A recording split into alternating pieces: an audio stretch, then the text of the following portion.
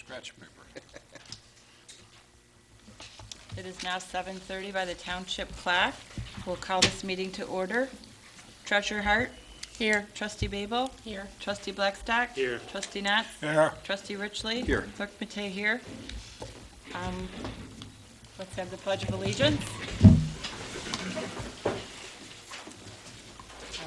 Allegiance to the flag of the United States of America and to the republic for which it stands, one nation, under God, indivisible, with liberty and justice for all.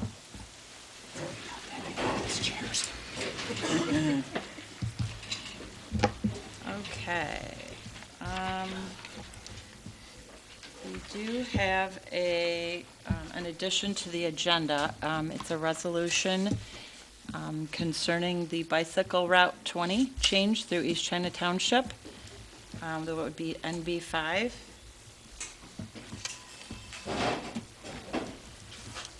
Did you run copies of that? I don't have a copy of it. I did not, Yeah, actually. okay. I forgot to grab those from you, so I Okay. can go do that. Do you want just the top one? I'll just give you the I whole don't, thing. yeah, I don't think they need all the maps. If you want to share those, we can pass them down. Okay.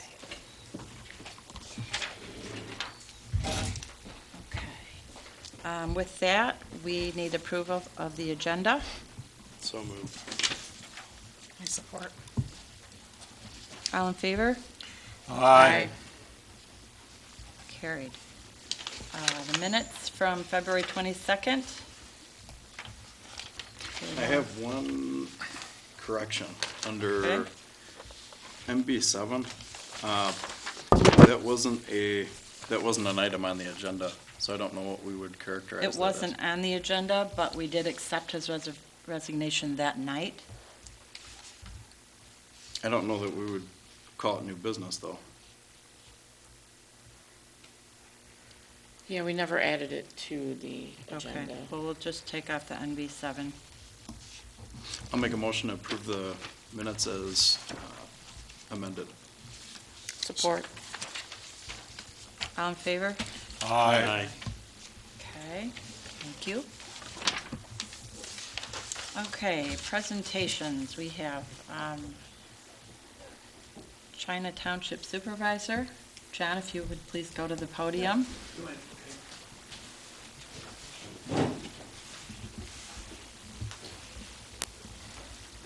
You guys all know me. I'm John Golan. I'm the supervisor of China Township. I'm here about the late charge that's been a constant for the last year. It's been something that's hanging over all of our heads. You know that China Township is a co-owner of the water and sewer plants. We just signed another agreement. And in our agreement,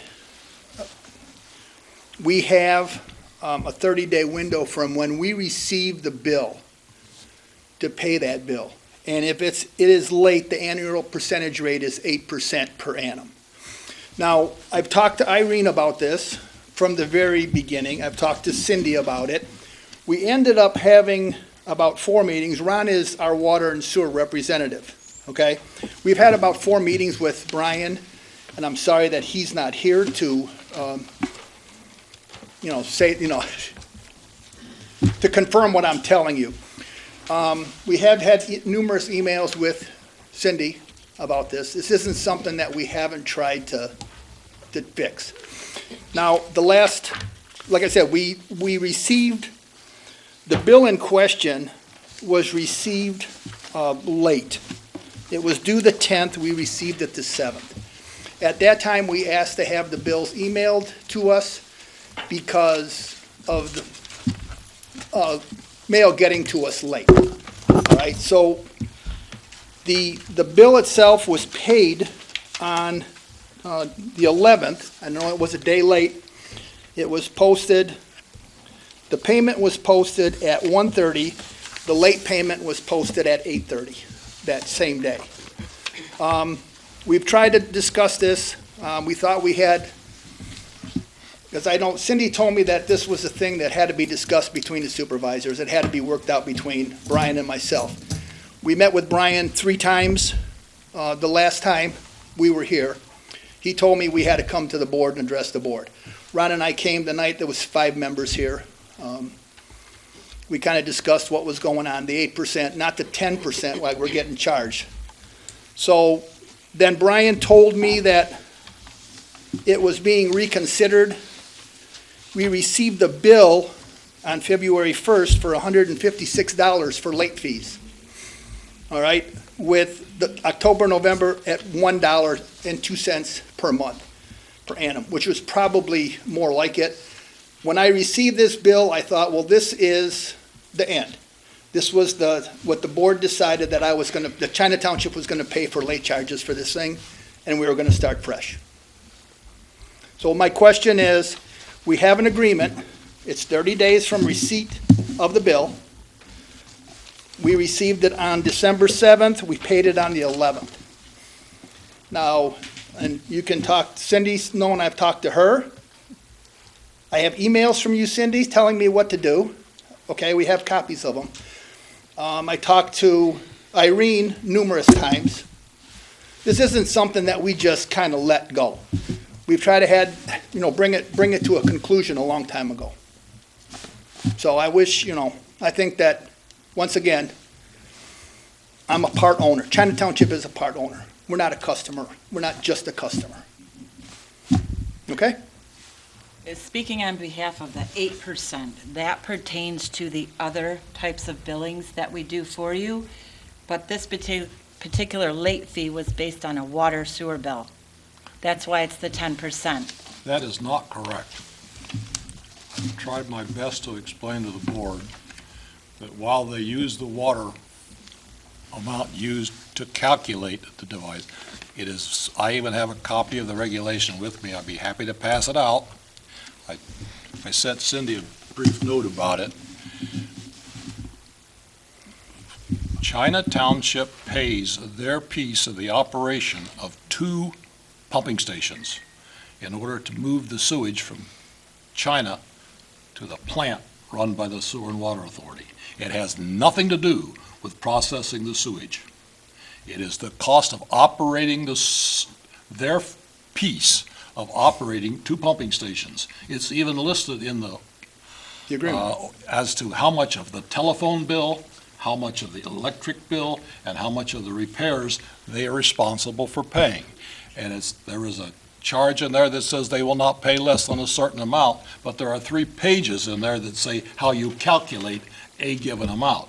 And it very specifically says in that same one that if they're late in paying that particular bill, the charge is 8% per month. per annum. Per annum, I'm sorry. Yes. 8% per annum. I've had great difficulty explaining that, but it's black and white in the agreement that we have between China and East China. What's the problem? This bill does go through the water and sewer billing system. No! There's a bill that's generated, Ralph. It's been generated for 10 years.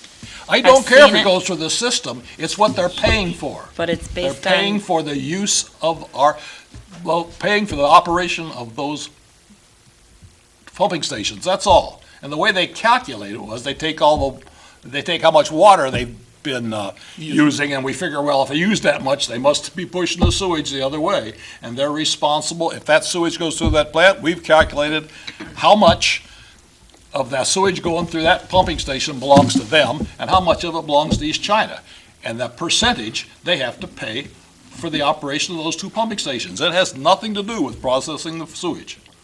Now, if you don't want to run it through the billing station I think that's the easiest way to pay for it is through the billing system, because they calculate it based on the amount of water that you add up from all the customers and figure out how much they got, which is one of the reasons John wants meters on the main lines, because in fact, you and Blaine have 2 different reasons for wanting the meters. He thinks you're not paying enough, and you think you're paying too much. But that bill, I'm happy to give you the copy. I got it in my briefcase over here. I haven't brought it with me. But it's 8%. It states very specifically in the agreement for that particular bill, the late fee is 8%. And it tells you how to calculate that bill based on the water flow to China. And it's the cost cost of operating, their piece of operating the 2 pumping stations. That's all it is. Has nothing to do with processing sewage. Well, there is a bill that's generated. I can tell you it does, because I've done it, I've seen it. No. It happens. It's been happening for a very long time. But the- It's a separate, very Senator, the thing separate is, billing, the thing what I question. the other part. What I question is the 10%, where all Yeah. our agreements say 8% Yeah. per annum. Yeah. When we first talked to Brian, we sat down, it was before Christmas, maybe November, we talked to him. And we did pay. Karen, the accounts payable lady, did make a mistake, and she paid $140-some late fee. So when we talked to Brian and we went over that 8% per annum, that $140 or $150, whatever we paid at that time, was probably more than enough to cover the late fee at that 8% per annum. Because the 8% per annum isn't gonna be, they come up with one here, the one that we paid in February, our interest was $1.02 a day, or a month, $1.02 a month. I don't know who did that, if you did that or if Irene did it.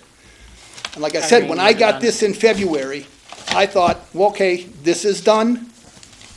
This is the way you This guys February figured the or late last- charge for us of this year, February of '21, or of Yeah, '22. that bill would be for late fees '22, on February of '22, we got this. DPW work. Well, I just thought, Yeah. like I said, Brian told me the board was gonna work on this. I got this bill for late charges. I thought, good. It's at $150. I'm not gonna argue with you over $150. We're done. We paid it without a question. My question is, the 10% that we have been trying to work out, and it should be 8% per annum, which would cut us down think quite they a got bit legal- from You got $1,000. a legal job. So, Your supervisor signed that, your clerk.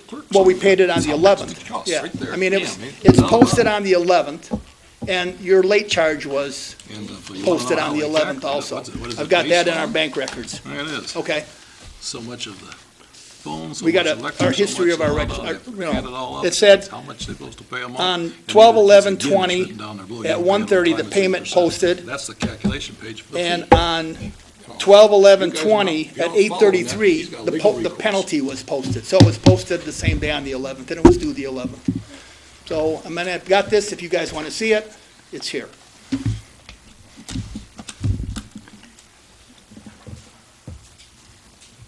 What's the board's pleasure? Do you want to suggest a meeting to go over it, or leave it as stands?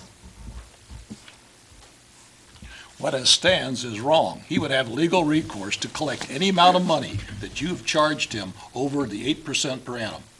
Because you didn't sign it, I don't think, but the supervisor and the clerk of China and East China signed this agreement and said how much he would have to pay. I do not, yeah, no, And I don't I feel give that we're up. talking but I- about the same thing. So there's obviously more information Yeah. that needs to be discussed, and it can't be resolved here tonight. That'd be my guess. That's I couldn't how been I able to feel. explain it the last time we went over this. So, Sandra, what's our next step then? What's our next step? Well, it's up to the board. If the board wishes to leave it as stands, or if we want to set up a meeting, another meeting, I will meet with Irene and the supervisor and perhaps Cindy, and I would suggest that we do have a meeting to get this all straightened around and find out where this 10% came into effect. If it's written down someplace, or if it's been voted on, or whatever. If it's in the records. Ordinance for that. there's It more, just doesn't apply Okay. here. And that, I'm not privy to, Yeah. I don't know. there's more to this whole billing than just Yeah. these items that, okay. So we will set up something to go over it again, because I Okay. wasn't part of that. Are you gonna Meeting. include us? You wanna set up? Yes, I will. Okay. I will. Okay. We'll get a hold of you. So what documentation do you want me? You want me to bring the agreements that we have? Sure, you can Okay. bring your agreements and we'll pull our agreements. Okay, good. And Thank then, you. go over everything. Yeah, all right. Settled, hopefully. Okay, Thank you. thank you. Thank you. Maybe include an engineer. And we can do that at our cost, maybe bring Dave from Wade Trim, who's been over all this, to help what this all needs. I'll see if we can mount it. Just come to help now. Right. And we'll do that at our cost, to have Dave here. Okay, sounds good. Was, Ralph, was he involved in the original agreement, you know, Newmer? Pardon me? Was Dave Newmer involved in that original agreement with us, or probably not? No, but Wade Trim was. Wade Trim. Making. I believe at the time, Wade Trim was the engineer for the township, but I do not know how, if at all, they were involved. Sewer representative. Okay, Okay. thank you, Ron Byers. thank you. Okay. Jesus. Oh, on the authority. Yes, I need. China's representative. Right, Okay. right. Perfect. You were talking and I didn't know who you were. so. Okay, sorry. All right. All right, Okay, sounds good. thank you. Thank you. You guys have my email address, all right? Yes, Okay. go ahead. Public comment time? This will be less than your minutes here, but I just want to Just a phone. introduce myself. My name is Vern Westrick. I submitted my name Friday to Sandra and said I'd be interested in maybe doing your township supervisor job until November and go from there. But if you have any questions or comments or anything, I'd be happy to take them. Get together with you, whatever. Just want to introduce myself. Okay, I know thank some you. of you, and some of you probably know me, and some of you don't, but Thank you. thank you. And the supervisor position is going to have to be on the ballot. The resignation came before half of the term. Therefore, the person who takes the position now will have to be on the August and November ballot, which would take them basically November 20th. The new person, whoever ran and got the position that way, would take over at that point to the end of the term in 2024, November 20th. So you get till November to decide if you want They to. could try it out. Yeah. Yeah. I'm So sorry, sir, I that's- missed That's your kind of where we're name. at with that. Vern Westrick. Vern Westrick, thank you. Hey, Ralph, I think you were here when I was on city council in St. Clair, a long time ago. Okay. Do we have anyone else that would like to introduce herself to the board as supervisor position candidate tonight? Okay.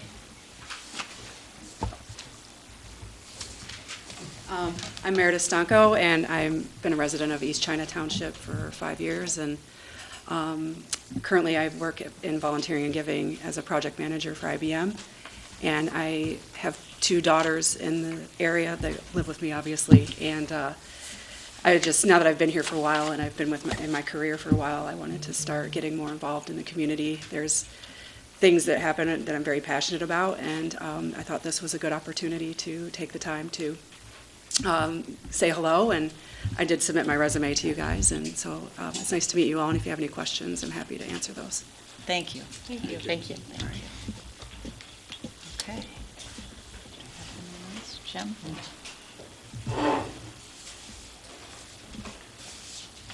Hello, I'm Jim Schaefer, current resident here. I've been here for 16 years. Also the code enforcer.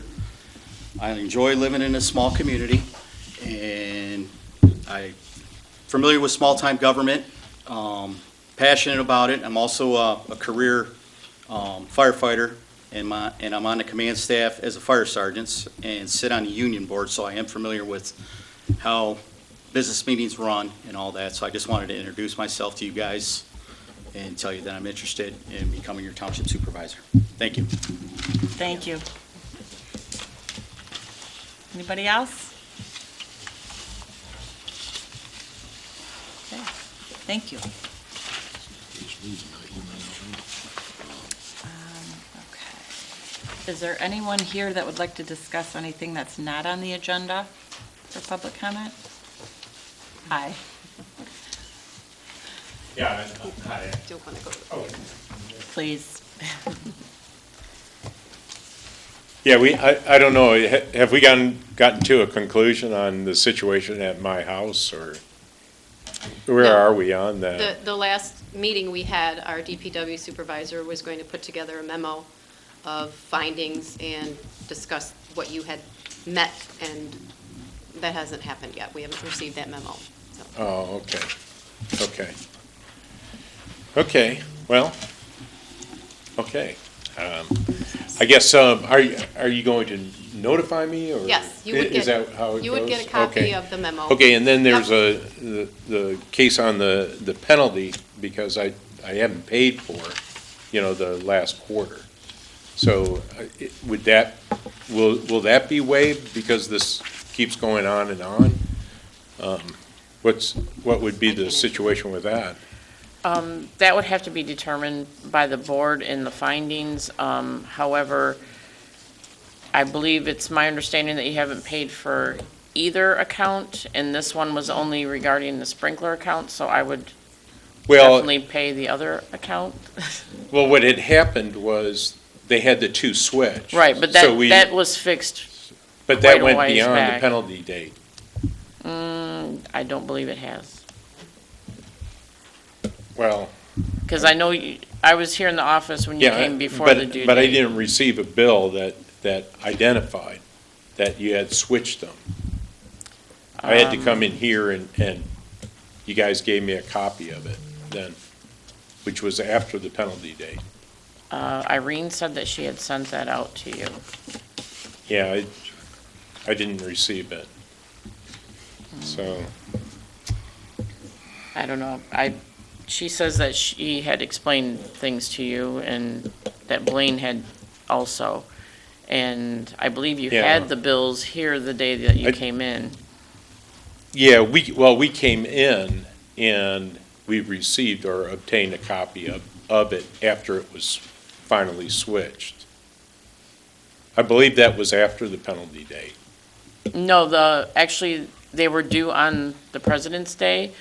And I know Christina told you, because you went back out, you said, oh, I'll Right, pay this now. And then Right, Christina had said, well, we're closed on Monday and that's the due date, but if you get it to us on Tuesday, that it would not be Right, late. right. And I But it talked to never got Brian, paid. and and I explained to Brian, if I pay the penalty, I'll never see that, or I mean, if I pay for it, I'll never get Right, but the house one probably should have been paid, because the one in question was the sprinkler one. okay.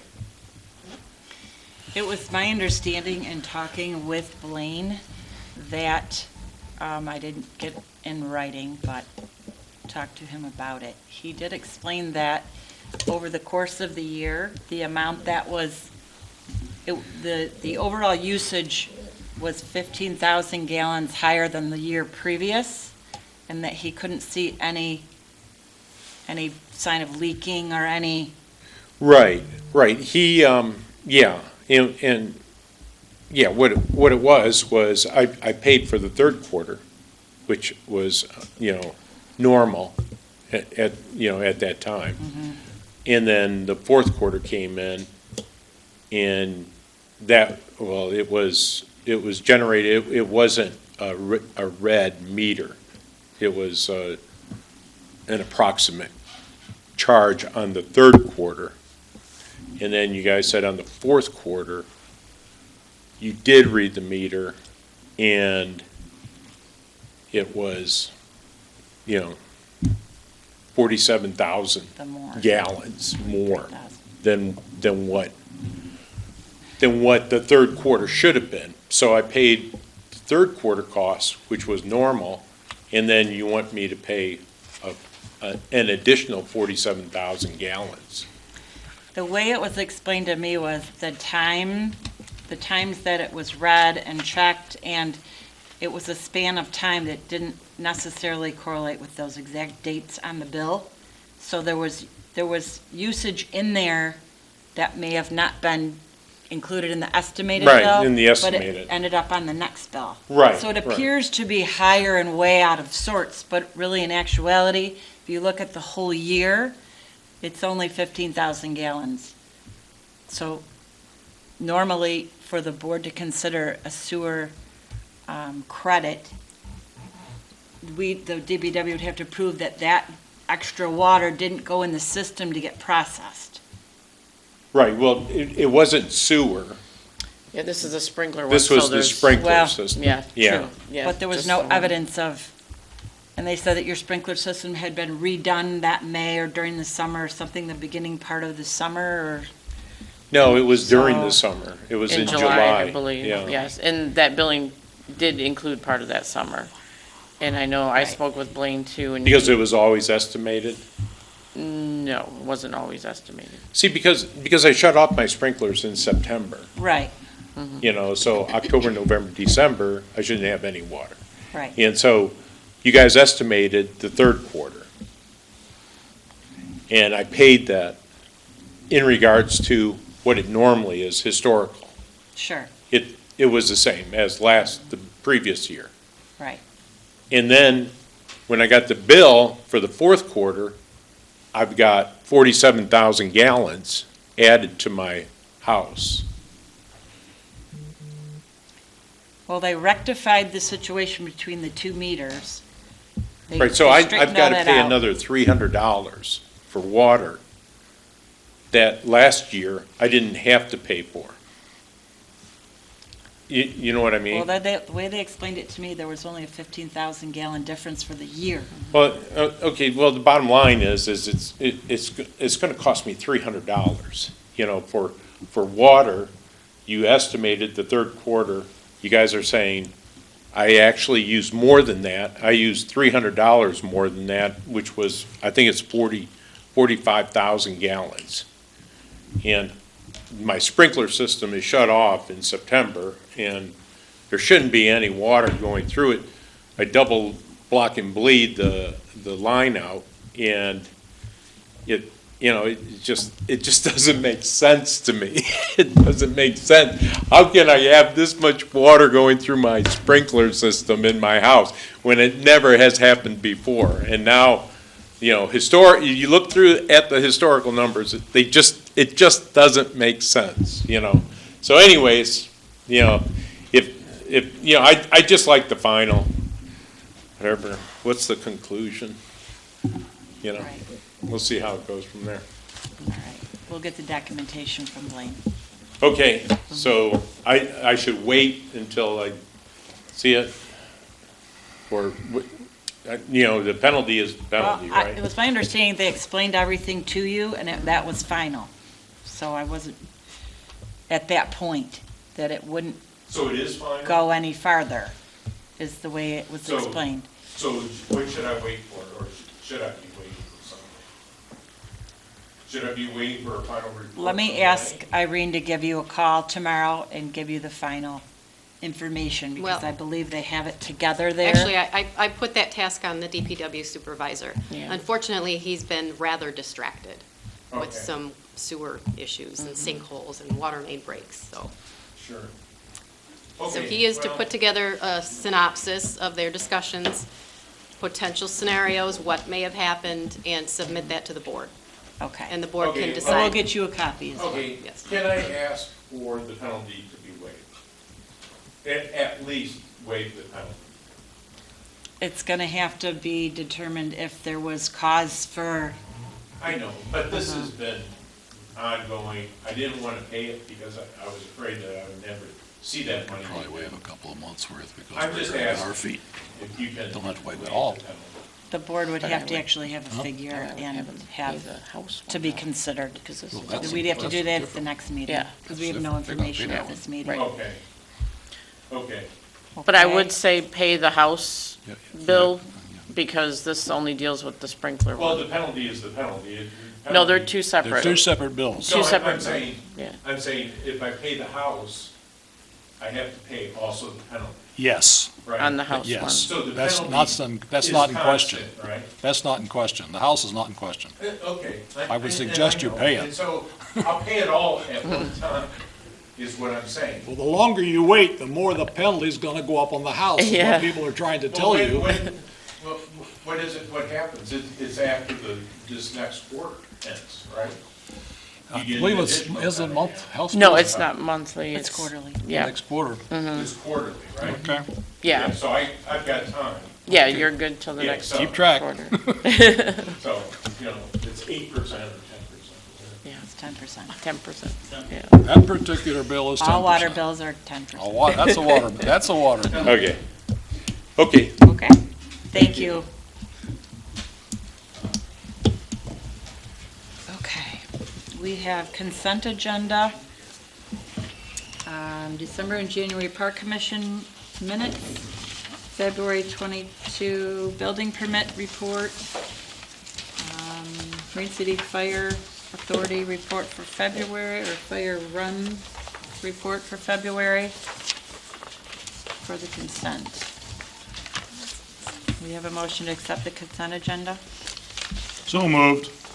I support. All in favor? Aye. Aye.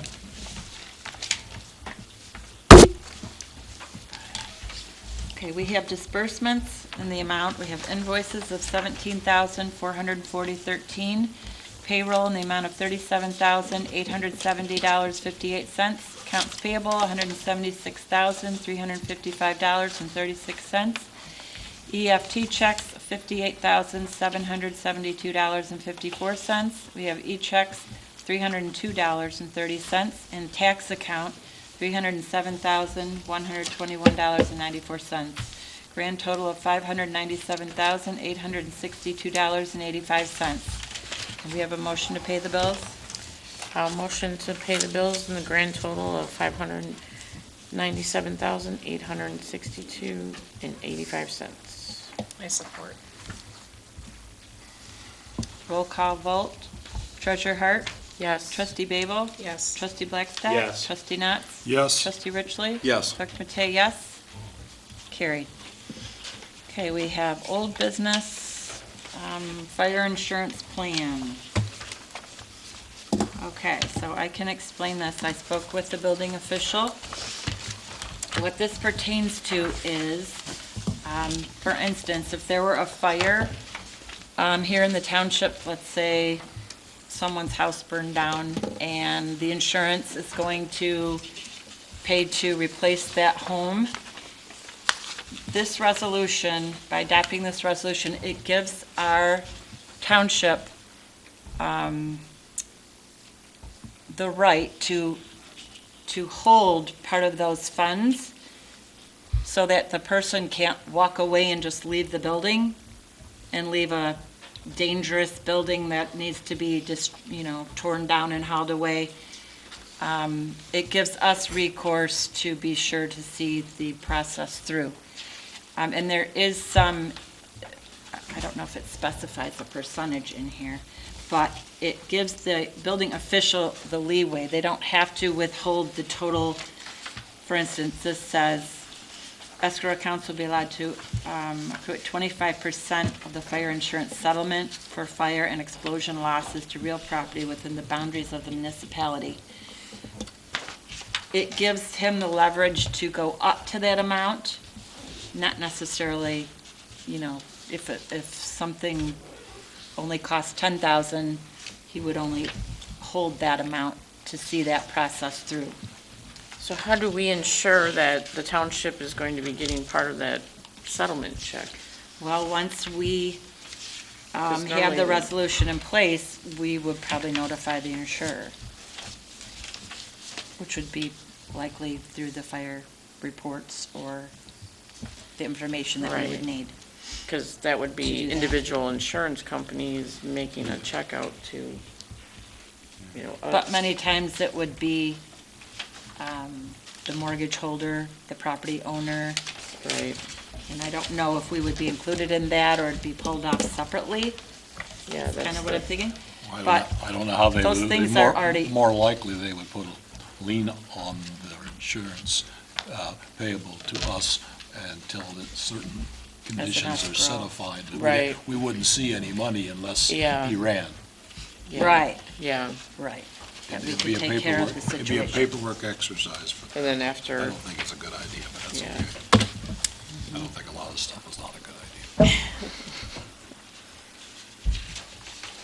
So, my house burns down, my township has 25% of my money in escrow. How am I yeah, gonna finish rebuilding my house? Well, it's up to that amount, is what I was told. 5%, 1%, how am I gonna finish building my house? Do I lose control of that money? Just asking the question. My house burned down, I want all my money so I can rebuild it. Well, I that's don't true. want it tied up in paperwork, Right, so. but then the township has, this would be the township's only guarantee that the property would be restored back to, or demolition. But don't we have other, We have we ordinances have other against ways it. of doing things Yeah. like that, you know?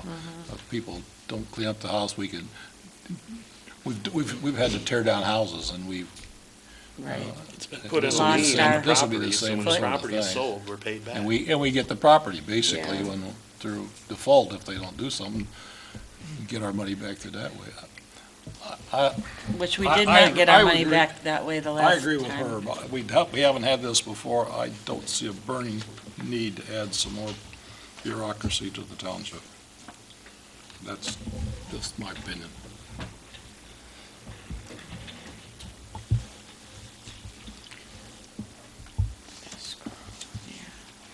Do we want to vote on that?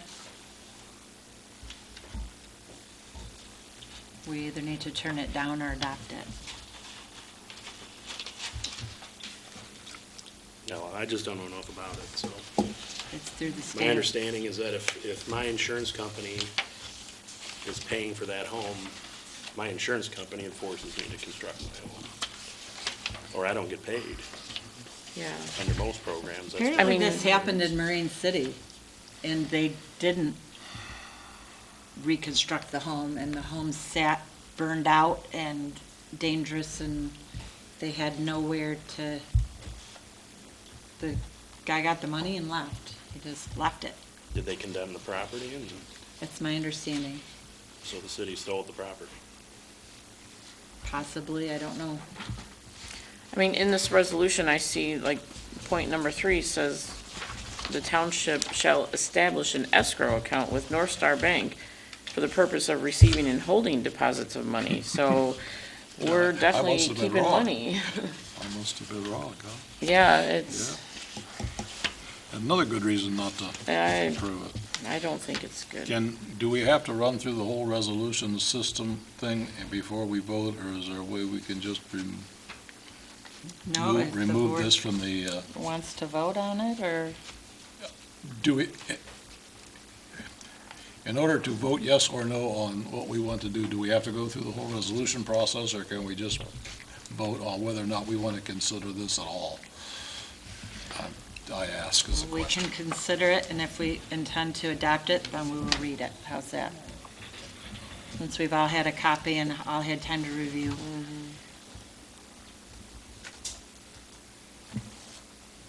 I can see them putting in here at a certain stage to get their money back.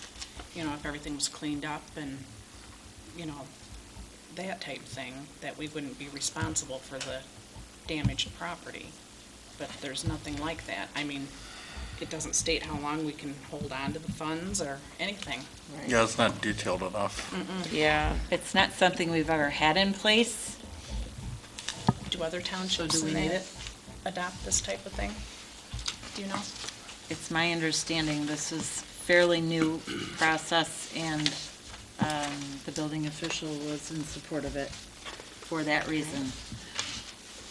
Would it be appropriate to have a resolution discuss, a vote, whether or not we want to get into the fire, involved in with the fire insurance withholding program? Rather than going through the resolution, or you can read the resolution, we could vote on it. But I just tried to get out of it easily. Yeah. Either way, I think you'd be fine to, if you're deciding to make a motion the other way. In that case, I will make a motion that the township not become involved with the fire insurance withholding program as presented. Support.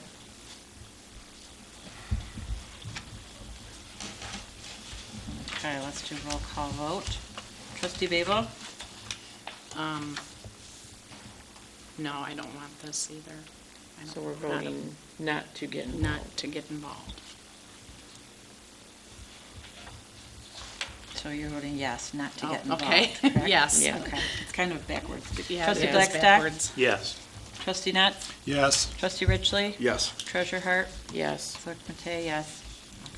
Okay, so the resolution on that That makes sense. carried, right. Okay, done. All right. Difficult, doesn't it? Assessing contract authorization to sign. Okay, so we have.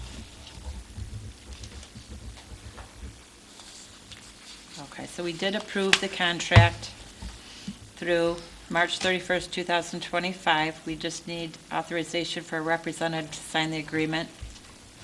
So moved. Support? Who are you authorizing? The township manager.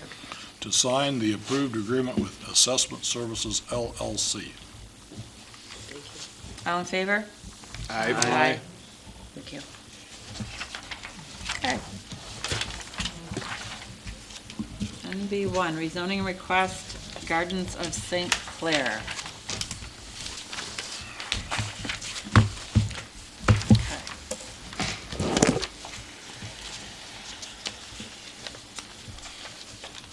Has everyone had a chance to look over?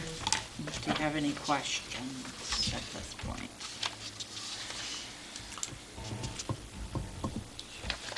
This has gone through the Planning Commission review and approval. It's gone through the St. Clair County Metro Planning Commission with approval. As you can see, it is for a 60-bed memory care facility. It's a conditional rezoning, so it would only be for that particular piece of property. There is a statement of conditions that's included in your packet that was prepared by the developers and their attorneys. And so tonight, I would recommend for the board to review this statement of conditions as a formal agenda item. It does, let me see here. We need to agree to the statement of conditions.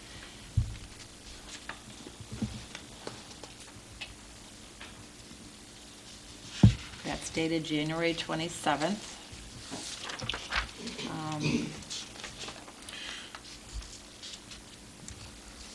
I wonder if any of the people in attendance might want to speak on the subject. Yeah. Is there anyone here that would like to speak about this development proposal?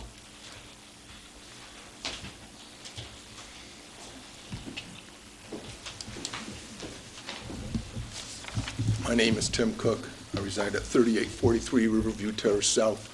I'm here to suggest to the board that you deny this request. Previously, I sent a letter approximately 2 weeks to all the board members. I hope you had an opportunity to review that. With my limited 3 minutes to speak, I won't be able to go through that letter, and if you've read it, there's no need to. I would just like to point out that I represent 3 other subdivisions, and they have asked me to speak on their behalves, and which brings me here tonight. We're asking that you protect and conserve the character and social, economic stability of our residential area. In the letter, I outlined approximately 5 different areas in the master plan, as well as the code of ordinances, that would suggest that when people moved into this area, they wouldn't have to anticipate a 40 to 45,000 square foot facility being planted right in the middle of all 3 neighborhoods. The 60-acre adjacent parcel to this 9 acres is also a serious concern. If you allow this 9 acres to encroach into the neighborhood, the board is going to find themselves in a precarious situation when the next people come down and ask you to do the same for the 60 acres.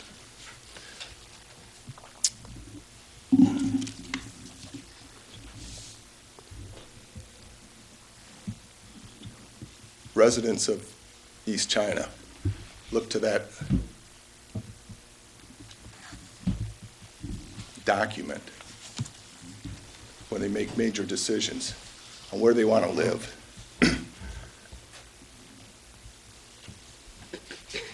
And my understanding, looking through that as an average person, is that this is a type of concern that we should never have had to contend with. We have a medical campus. The master plan states that this type of facility is better adapted to be on the medical facility area there. And therefore, I would ask that you deny this request. Thank you.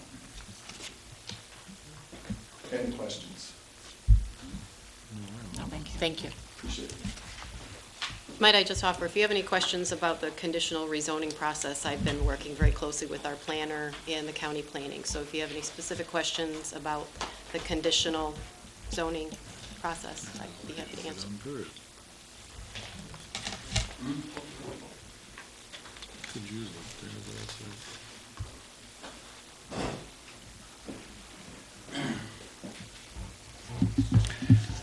Good evening. My name is John Marusich. I'm the architect for the project and also one of the partners. And Steve Williamson is the operations manager as well as one of the partners for this project. We'd like to be able to answer any and all questions that you have. I'd like to state that the planning consultant did indicate in the presentation and has substantiated this all along that this facility is a part of the master plan and that is worthy of being in that location. Even though there's other locations as stated by the gentleman, we chose this location as being the one that we felt was best suited for that. We have also, architecturally, taken consideration many of the questions and concerns were brought up. We set the building back further away from the road. We put a very high berm that's going to obscure the traffic and cars parked, and we've done a number of other considerations. We've indicated also that the public area around the park, or excuse me, we call it a park, around the facility is going to be open and going to be available for use by anyone, and we will add a continuous extension of the walkway around the area. So that's a part of what we feel is going to be a social contribute to the case. Also, I want to mention that the owner of the property purchased the 60 acres that this gentleman was talking about just recently, and he fully intends not to pursue in any way a multiple family. He's going to do a single family. My name is Steve Williamson, Authority Youth Management Entity for the community. Point of clarification, technically it's a licensed home for the aged. It's not specifically for memory care. It's, the building itself is divided into two sections. One's 30 for high acuity assisted living. The other side is just a secure area for folks who have memory loss with cognitive progressive conditions. It's the state of Michigan actually has the licensed home for the aged as a residential setting for non-medical support for individuals who need assistance to get through the day. So it's not a medical facility, and it's not a small group home.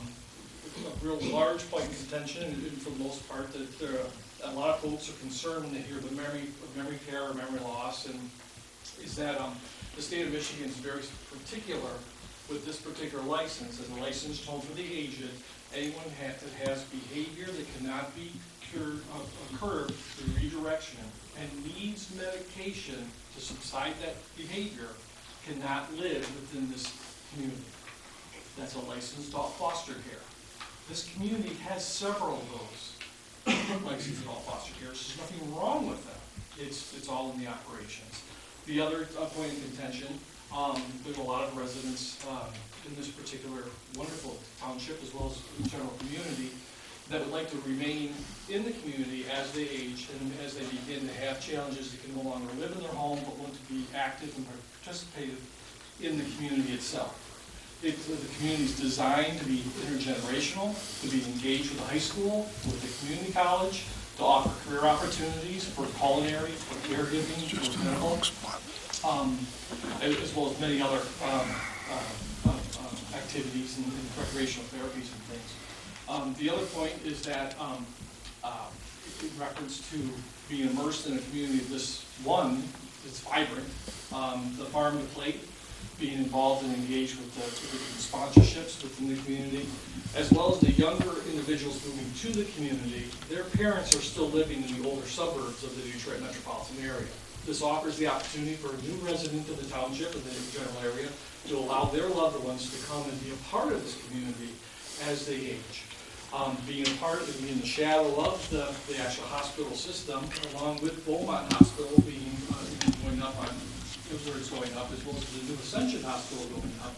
We see this as a wonderful opportunity to keep residents of the township here in the township as they age. We've done feasibility studies to really address the concerns of the township.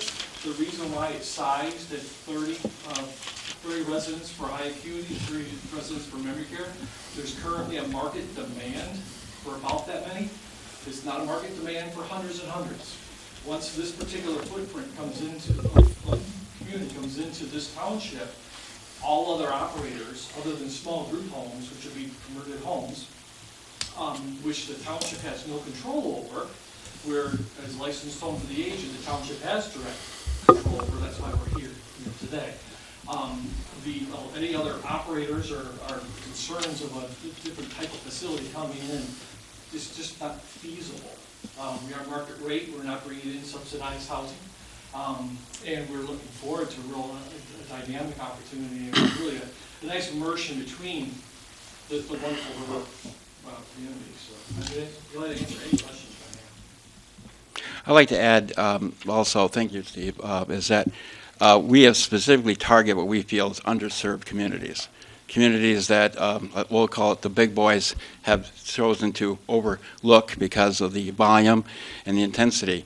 And we feel that we are actually an asset to the community, for the stabilization of the community. We have one facility right now currently on the verge of being open, and we have two others in Carlton, Michigan, which is a very similar sized community, and Three Rivers, Michigan. Each of these communities have embraced us wholeheartedly. In fact, they very much look forward for it to be a part of their community. So we see ourselves as an asset. We see ourselves as being integrated into the fabric of the community, and we're here to serve. Just one other quick point. So someone who's 75 years old has a stroke, goes to the hospital, anywhere, really, even locally, as well as they go to Beaumont, Henry Ford, and they are not able to go back home any longer. There's a reason why Story Point is at Gratiot 23. There's a reason why there's Grace at 23 Mile. There's a reason why a lot of the outlying suburban areas have large group home areas, because that particular resident that lives here will not be able to stay. And the hospital system will advocate for that person to just live at Story Point. And that's something we see, again, as underserved. It's tragedy for this particular community.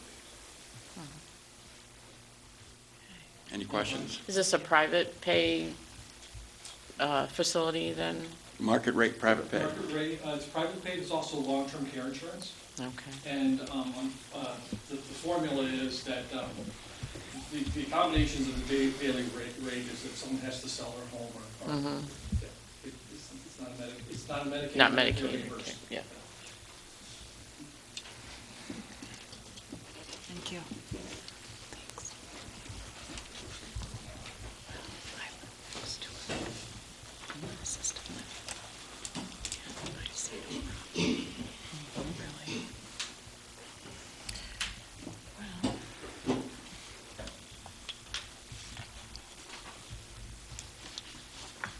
I'd like to put my 2 cents worth on that there, Madam Chairman. Okay, comment? Yes. Okay. Despite all the good things that the gentleman there just talked about the place, and I don't disagree with them at all, my opinion is it's in the wrong place.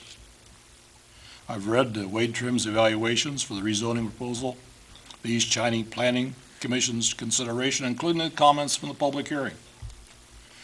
And I've read the St. Clair County, Metropolitan County Property People's Review. All of them have determined that this rezoning can be done. They meet all the rules. They don't necessarily have decided whether or not it should be done. I note that the residents in the area, most all of them oppose this particular rezoning. The comments from the public hearing are all negative. I received, as he mentioned, and I'm sure the rest of the trustees did, a letter that outlines some of their concerns. And I found that 3 of them were very pertinent, 3 of their observations. One was the fact that the master plan says that this type of use is most appropriate for a medical campus, which we have zoned. So it's not necessary for us to rezone something else for the same thing. I, like Mr. Cook mentioned, am concerned about the 60 adjacent area that are now rezoned R2, but which, with rezoning, would be any new rezoning would butt right up against existing houses. And this current rezoning could easily be used as an argument for further rezoning of that area and a further encroachment on the existing R2 homes. Now, I'm a long-term member of the ZBA, and I have frequently faced the Me Too request problem. That's after the ZBA has granted a variation or exception on the zoning code. The very next person in the yard points that out to us and says, why don't you give me the same thing? It's quite sometimes a difficult thing to explain to them why they can't have it, or we just turn around and give it to them. And third and most importantly, the current residents bought and sometimes built homes in an R2 zoning area, expecting that environment to remain R2. That's a major reason why we have zoning. Just the fact that a portion of their R2 zone is rezoned will have a negative and financial impact on their properties, because now suddenly it's not all R2 anymore, it's something else. The zoning will change the character of the area from single-family atmosphere and it cannot be helped but increase the traffic in the area with 60 rooms, employees, medical personnel, visitors, vehicles. Nearly all the current residents oppose this unnecessary change in their environment. We zoned the area R2, and they had reason to believe that the township would keep it that way when they bought and sometimes built their homes. I believe we on the board have a duty to do what's right for the best, what is best for the township, but that also includes the residents. In this case, the residents, who will have to live with our decision, all oppose the rezoning for what I deem are good reasons. Now, therefore, I cannot support this zoning request, and I ask my fellow board members to also decide whether that's something that can be done, should be done. Thank you.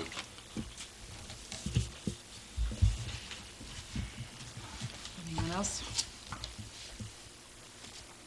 Just if I could add, as a member of the Planning Commission, when this topic came before us, it was a quite lengthy meeting. There was quite a bit of discussion. It appeared during that meeting that a lot of the facts were not shared with those individuals that live around this area. During that meeting, there were some that changed their opinions during that meeting. May not be representative in the documents that were given to us. We based our decision on that approval by the recommendations by our professionals. The discussion did come up regarding the adjacent site. Every site is evaluated differently. They're evaluated separately on their own merits. So there is no guarantee that that site adjacent will ever be rezoned or anything changed with that. So yes, there are precedents set, but not necessarily in this case. I do know that we discussed in depth, they presented to us some of the concerns about traffic, visitors, deliveries. I don't recall the exact numbers, but essentially traffic would be kept to a minimal. The individuals, at least on the, memory care side, typically do not drive. They don't have a car. A majority of the individuals on the elder care side do not have a car. They may have visitors. I believe staff was kept to 10, am I remembering this correctly? So yes, we spent, I think, about 2.5 to 3 hours in that meeting with a lot of these discussions. It is conditional, so a lot of the concerns that it was and again, my understanding, there were individuals that thought this was going to be a 4-story apartment building when they came to our meeting, and some of them were shocked when they saw the presentations that it was not. And hence, that's why we have the conditional zoning. They still have to come before us in planning commission, and there's still some negotiating that can be done at that point, correct? As far as the rezoning request? Not in terms of rezoning. No, But if it it's would be site granted plan. today, it would be site plan approval. Would be the next phase of So basically, all these your are- opportunity. So to have there is input. some control that's still maintained through the design process. They're already RM. Again, So there the has planning to be commission this. recommended it. I believe there was 1 no vote. The county did their review, as well as our paid professional from Wade Trim, our planner Adam.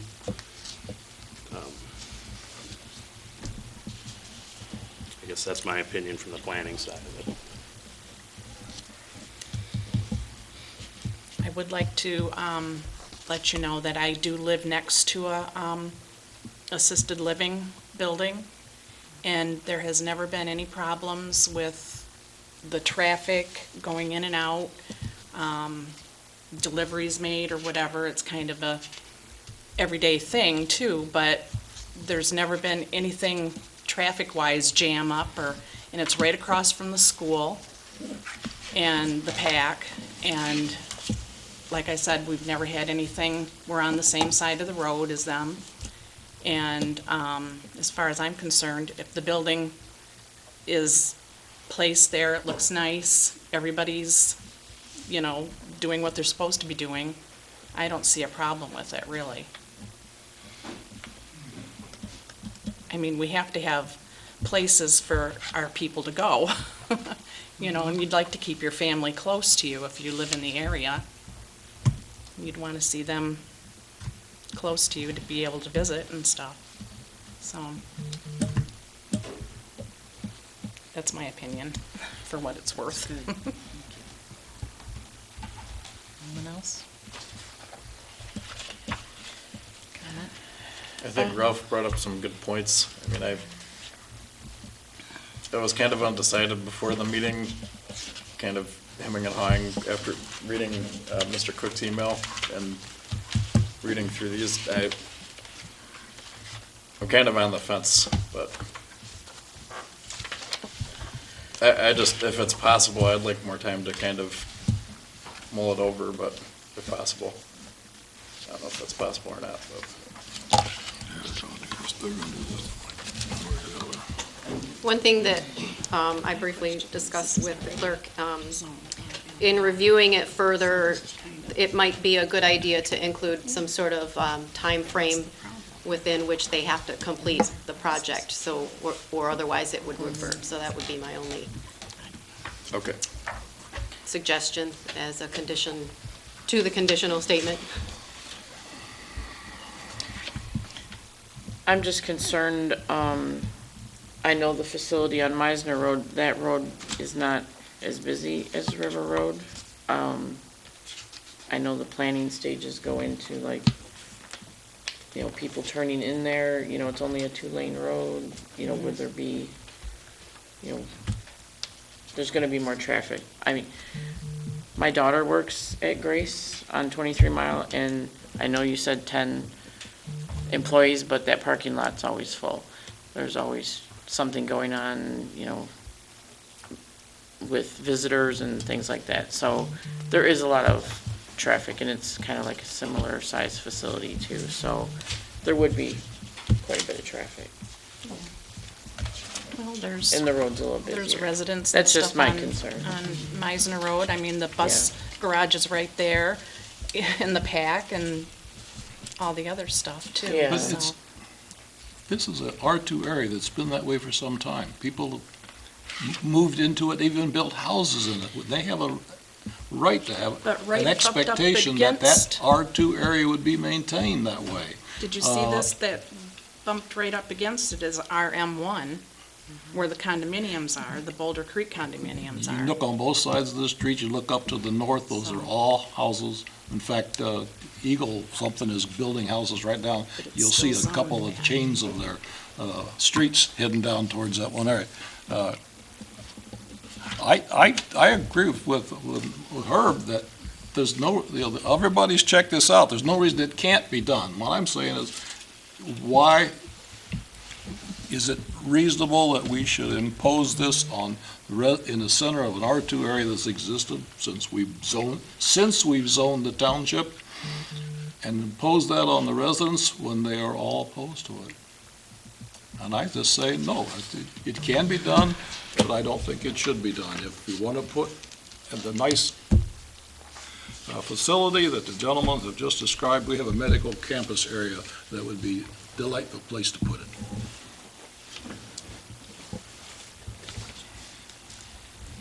I'm not saying that we didn't do anything that it can't be done. I'm just saying I don't think it should be. Somebody has to look out for the And I know we residents. do need these facilities. Somebody's got to look out for the residents that live around it, and apparently that's us. What was your recommendation, Cindy? I'm sorry, I missed it. Just that the township might want to impose some sort of time frame in which that conditional statement would stand, and if the project didn't move forward within that time frame, it would revert. That's all. Because it's not in their conditional statement, and it would be in the best interest of the township to have a little bit of control over that time frame. Can it comply to the 1-year limit on our site plan approval? Well, talking to our planning consultant, a typical time frame is, what do they say, 3 years, 36 months For this zoning? for the zoning. Right. If the project is not, to your satisfaction of completion and meeting those conditions within the 3 years, then it would revert. Which means if they've gone through site approval and all of that, it's already moving forward. Yeah.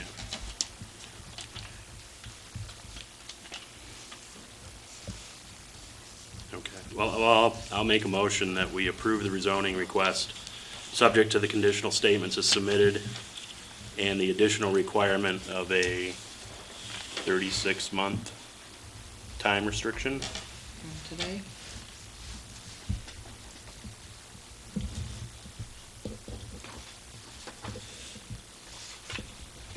I'm sorry, you're going under the first one, right? The first bullet? It'd be the second. Oh, second, I'm The sorry. additional requirement of Okay. 36 months. Gotcha.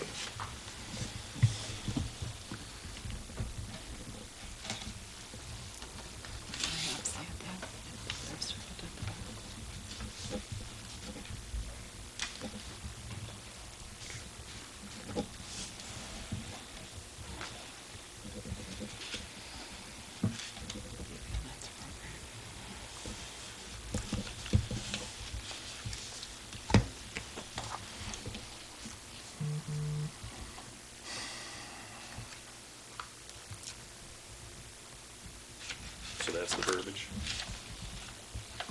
Do you want to add that to your? That's fine. So I move to approve the request, including the conditions offered in the statement of conditions dated January 27th, 2022, with the classification to revert to R2 if the conditions are not met within 3 years from today, subject to the township and property owner executing a conditional rezoning agreement, which shall be initially drafted by the property owner and submitted to the township and its attorney for review and the board of final review or approval. I'll support that.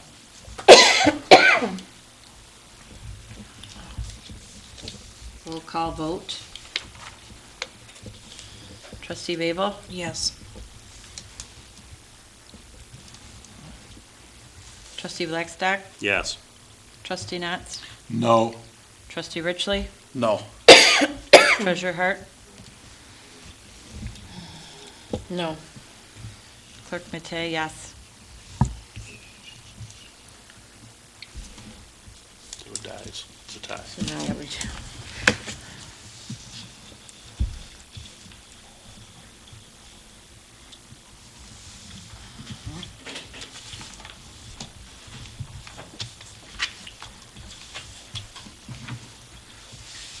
Okay.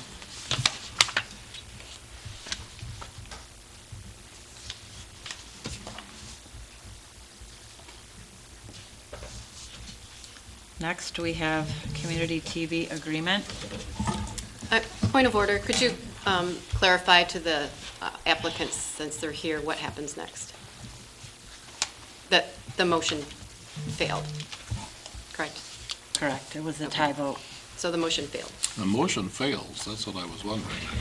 3 yes and 3 no. 3-3.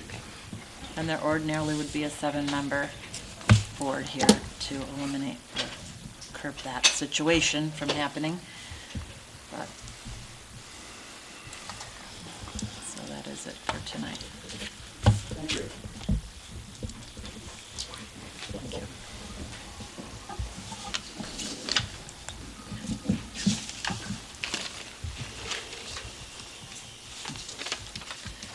Okay, so before you tonight, in 2019, I believe, we renegotiated Comcast cable franchise agreement, and we were previously receiving 3% of that, and it went to 5%, which is the current standard going rate for franchise fees. However, in the past, our agreement for Channel 6 services was based on 50% of the 3%. And we would like, which actually, we would like to renegotiate with the city of St. Clair and for the to stay with the 3% rather than 50% of the total that we receive. I think the cover page is stapled wrong. They're Here we go. switched. They're just switched. Okay. You're gonna push that one off. In the file, I found a letter that was started from a previous clerk, but was never, we didn't see where that followed through with the board for that proposal. So you're going to want to look at NB3. The paper is attached to NB3. Yeah. 3 is 2 and 2 is 3. Just rip them Yeah. off and switch them. That's what I was looking at. The old agreement, that's the old.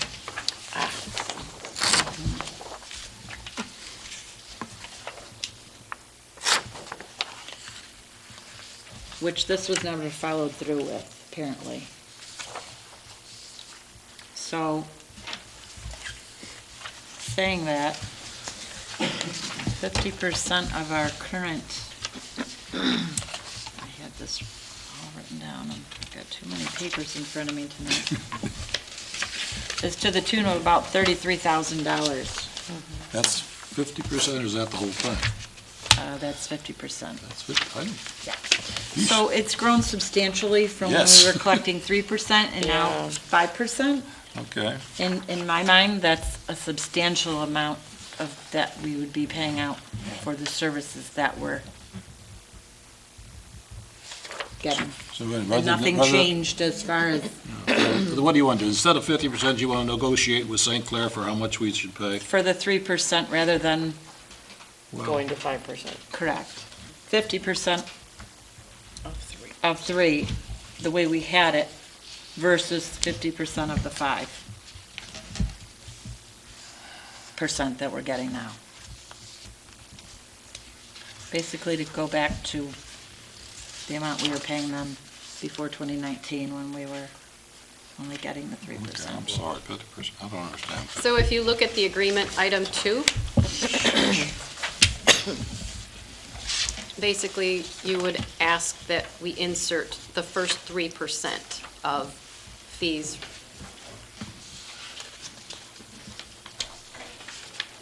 $50% of the first 3. Right now, it doesn't specify 50%, it says 50% of everything. Correct. And this agreement was made at, the franchise fees were at 3%. I'll make a motion, we authorize the clerk to renegotiate with the city of St. Clair. Yeah, Support. negotiate a fee and then bring the fee back to whatever it is. Yeah. I don't understand how much 50% of 3% is gonna be. I'd like to see that number. Better than giving away 50% of 5%. That's right. Exactly. Which is substantial. Okay.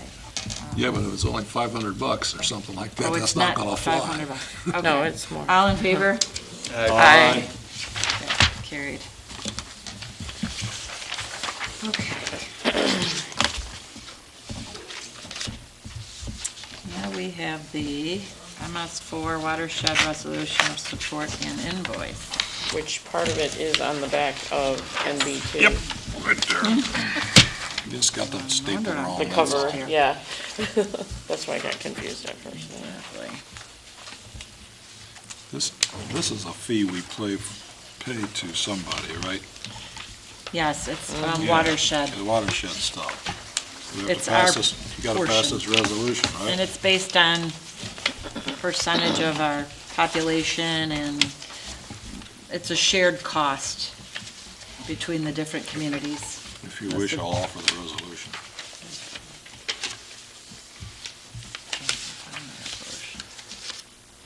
Did it go up at all? It's the same as last year. Minimal. It's the same amount as last year's paycheck. Correct. Here we are.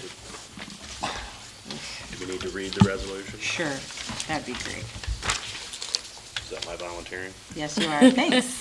Herb. Resolution 3-2022, commitment to NPDES MS4 Advisory Group, St. Clair County Watersheds.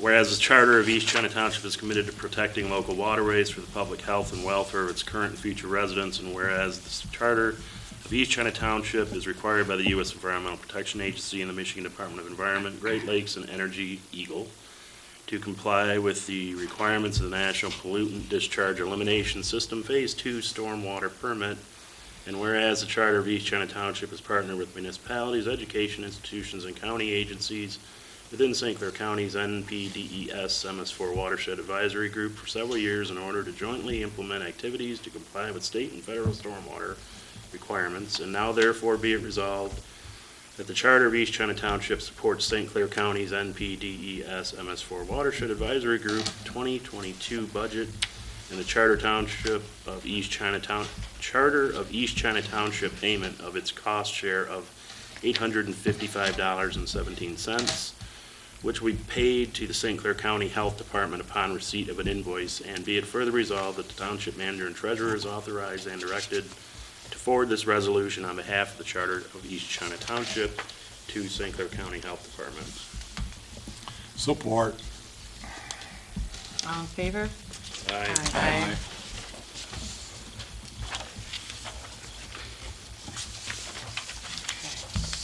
Building Department fee schedule.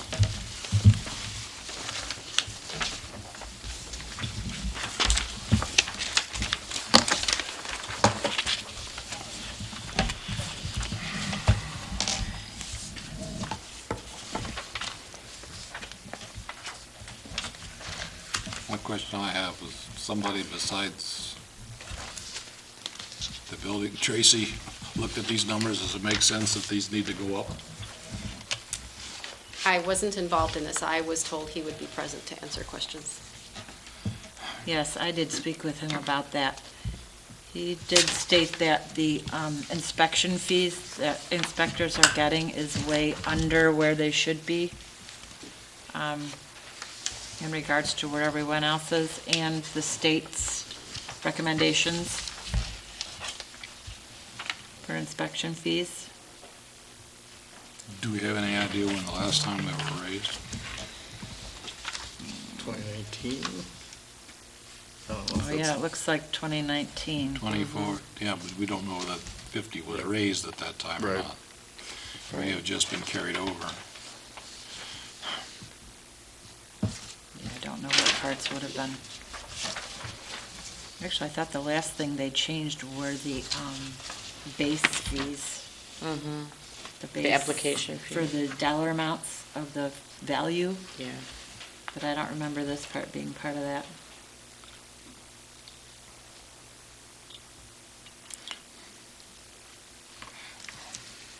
I was reading down through it, and what struck me is that they want $75 for addition or alterations to a single-family residence, including pools, decks, extra rooms, whatever. And they also want $75 if somebody comes out and looks at their electrical, or looks at their plumbing, or looks at their, I would say either additions or alterations is too low, or electrical, plumbing, and mechanical are too high. It just struck me that way. That's just the administration fee. Yeah, The bulk of their money comes out of the building permit fees, which is based on the state has a sliding chart for the value. yeah. So that's where the bulk of the permit cost comes from. This is, the $75 he's asking for, I'm assuming, is just, Your application fee. that's the fee to fill out the, That's the fee that will in Base. turn send an inspector out and do the inspection. Right. but they're paying a building permit. They have to pull a permit to have that done. Yes. Correct. So the permit fees it starts adding up as you go through the list, correct? Yep. That's typically how it's done. Sorry, I haven't In my Yes. world, it is. been brought into this. So you can look at a valuation fee of 0 to $1 million in value. They're charging you 1% of whatever the current code is. So when I come in to file for a building permit, I may have to pay the $75 to come out and inspect something, but I'm paying in the thousands for my building permit. It's not like they're only charging $75 for a Correct. building permit. Right. Those are That's some just of an the line application items. fee, yeah. The line items on the. I agree. I guess that's what I was thinking of. If you're doing something just like just some plumbing, and you have to have the guy come out for just plumbing, it doesn't have anything to do with building the house, a standalone fee, so you gotta give something. But if it's already paid the big money to that thing, you shouldn't have to pay any additional money for the, tacking fee on a fee on a fee. That should all be I can included in tell you, his if I building didn't pull a permit. building permit, I'm not gonna call for an inspection. Right. Just not going to do it.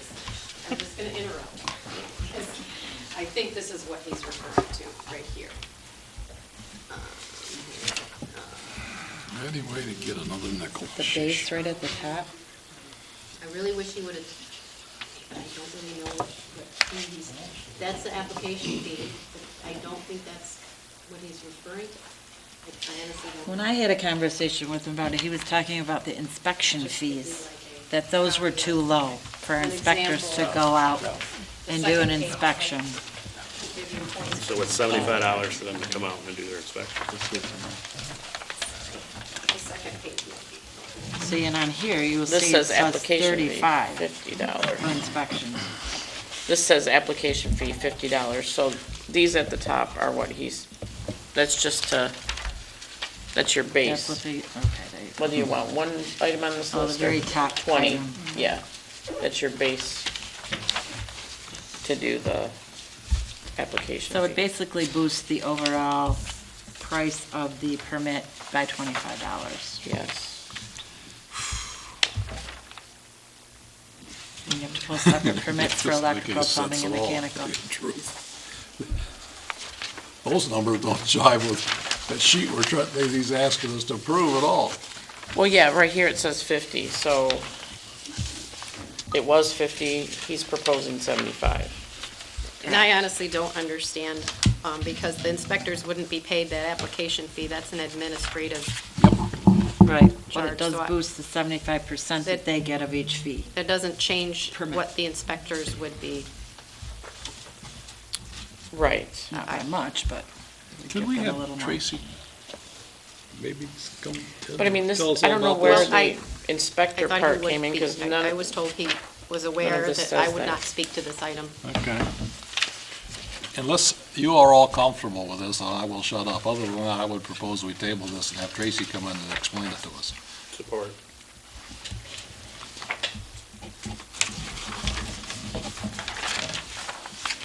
All in favor? Aye. Okay.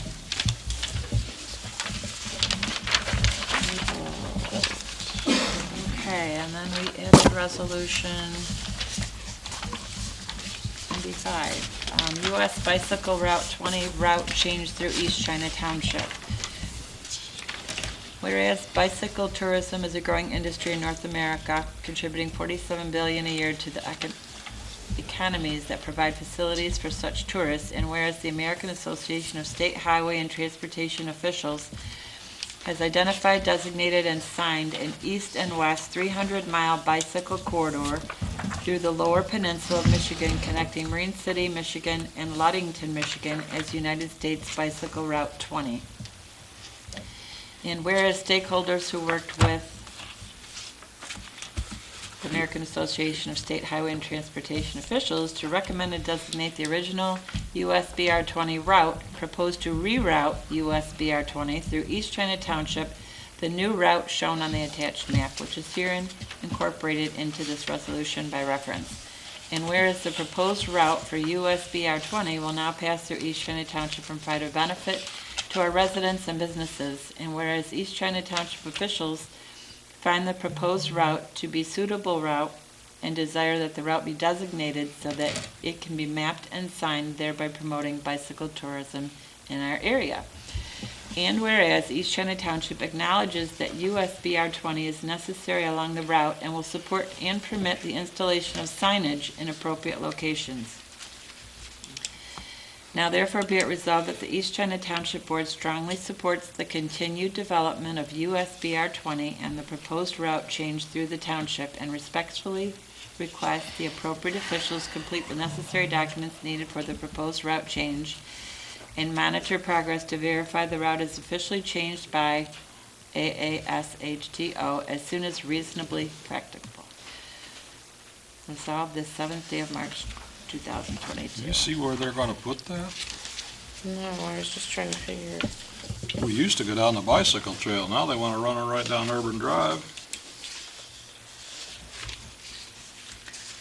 That, And down 20, and More down of a 20. designation rather than, It won't That get on, it is won't get back on the bicycle trail horrible until as it it gets to is. the park. It'll be on the roads. Before, it was just on the trail. Wonder why they wanted to put all those bicycles onto the road instead of using the trail. an urban drive is less traffic, however, I can't tell you how many people I've already almost hit. Because the road is very, there's no shoulders, and it's just enough for 2 cars, and there's no sidewalks, and people walk, and Yeah, that's- kids play, and Well, that's my it's, point, is, you know, it's horrible as that's, it is. this, the older route, that's the bike path. There are no cars on it. Nobody uses the bike path, though. They use the road. They really do. people on bikes do use the road, you're right. Yes. yeah. Well, it's basically a designation, they're not changing anything. Well, they're not changing They're gonna it. be putting signs, They will though, be adding yeah. signs, Yeah, I know when they have the big bicycle races, they all come down 29, but, right. okay. So I I'll just make think a it's kinda motion dumb. to- We've got a place that's no cars and they can ride their bikes. Now we're gonna tell them, hey, it's okay to ride it on the road. All right. I'm gonna make a motion to adopt this resolution. I'll support. Roll call vote, trustee Babel, Yes. Blackstock, Yes. trustee Natz, Yes. trustee Richley, Yes. treasurer Hart, Yes. clerk Matei, yes. Okay, resolution adopted, thank you.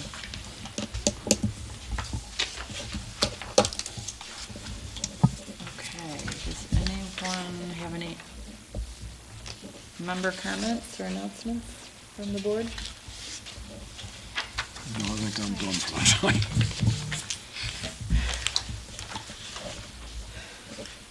I do have something from the, let's see, I don't know if you've noticed the weekly legislative update from Michigan Township Association in regards to revenue sharing. Yeah. They've cut our revenue sharing for April by $23,000 based on the 2020 census. So MTA is recommending that we contact our state senator and state representative to support what's called a hold harmless funding. says MTA has been working with the administration and legislators on a supplemental appropriation to hold these township cities and villages that lost population harmless for the reduction of clawback of funds from October 2020 to April 2022. This is similar to what has been done following previous census adjustments. Based on the revised estimates, nearly 64% of local units will receive a reduction without the hold harmless supplemental. Please contact your legislators today and urge them to support a $50 million supplemental appropriations to hold your constitutional revenue sharing harmless. So what's the board's thoughts on maybe sending a letter of support for this? Yeah, I think Cindy sent an email out to us. Right. Put it on the website. To our senator and state representative to support hold harmless funding? I'm in favor of that. Yeah. Is on board with that? Yes. Yep. Okay, we will do that. They're messing with our money. Okay. I have nothing else. Anybody else have anything? No? Okay, motion order to adjourn, So moved. 9 PM. Support. All in favor? Aye. Thank you.